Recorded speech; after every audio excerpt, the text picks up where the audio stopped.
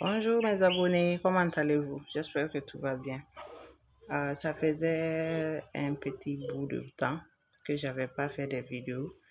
Donc j'ai décidé aujourd'hui, dû à mes occupations, j'ai décidé aujourd'hui de relancer la communication en vous partageant les 5 choses que j'aurais aimé savoir avant de rentrer dans un foyer toxique. Ok, la première chose, c'est que ce soit celui-ci ou un autre mariage, le mariage, c'est pas un long fleuve tranquille. Voilà, j'ai noté les 5 choses que j'aurais aimé savoir. Au fur et à mesure, je vais développer ça. Le mariage, c'est pas un long fleuve tranquille. Il y a des hauts, il y a des bas. C'est la toute première chose que j'aurais aimé savoir. En rentrant dans le mariage, dans une première étape, on se voit, on pense que c'est c'est tout feu, tout flamme, il y aura pas de dispute. Alors que c'est des éducations qui sont venues pour être complémentaires. Je vais être rapide pour que la vidéo là soit plus compréhensive pour toutes.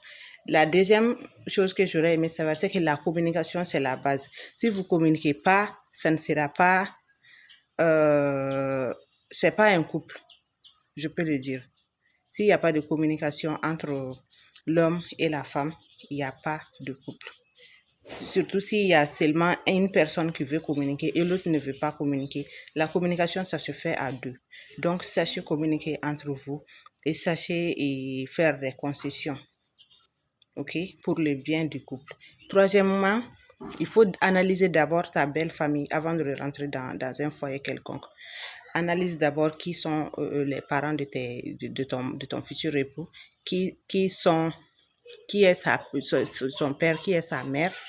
Voilà, c'est ça qui va déterminer qui sont ses grands frères, ses grandes sœurs. C'est ça aussi qui va déterminer l'avenir de votre relation. Tous ceux qui sont passés par là savent de quoi je parle.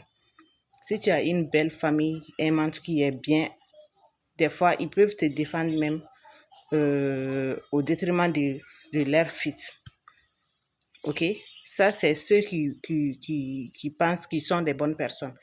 Le quatrième point, c'est pas seulement une question d'amour.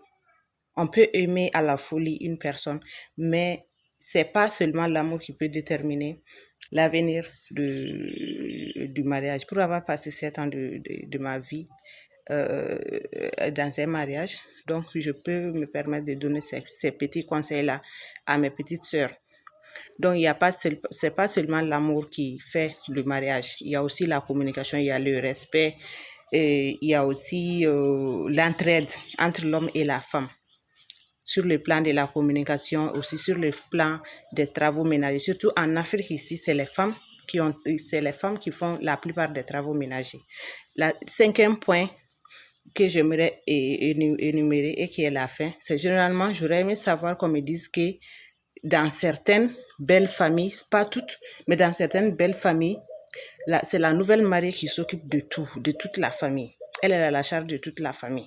Généralement, c'est les familles, les grandes familles. Si c'est les grandes familles, la femme, la première peut prendre deux jours de travaux et elle laisse. Mais si c'est une famille nucléaire, et toi seul tu es dans ton foyer, donc c'est à toi de faire la chose. Dans certaines belles familles, je le précise, pas dans toutes. Ok? Donc tu dois non seulement t'occuper des tâches ménagères, tu dois t'occuper de l'enfantement, c'est la femme qui doit faire tout ça. Et puis il y a aussi le service du soir du monsieur que tu devrais assumer, surtout si on est de confession musulmane. Donc, moi, je vous ai parlé ici que je suis musulmane fervente. Donc, chez nous, la femme, elle doit s'occuper de son mari. Obligatoirement, tu ne vas même pas te coucher tant que tu n'as pas demandé à ton mari, monsieur, est-ce que tu veux de moi? C'est la culture, au fait. C'est la culture africaine qui nous a ancré ça dans la tête.